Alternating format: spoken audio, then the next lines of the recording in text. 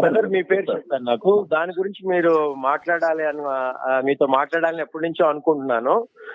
But I could not contact you sir. Right now by the grace of God నాకు opportunity వచ్చింది.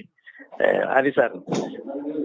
Okay, తప్పనిసరిగా అండి brother, మీరు చేయబోయేదానికి మేము ఎప్పుడు కూడా క్రైస్తవులుగా మరొక క్రైస్తవుని మేము ఎప్పుడు సపోర్ట్ చేస్తాం బ్రదర్. మీరు రండి, మీరు ప్రారంభించినప్పుడు ముఖాముఖిగా ఒక మీట్ ఏర్పాటు చేయండి బ్రదర్. తప్పనిసరిగా మీ ఎజెండా, మీ ఆలోచనలు చెప్పండి, తప్పనిసరిగా మేము సపోర్ట్ చేస్తాం బ్రదర్.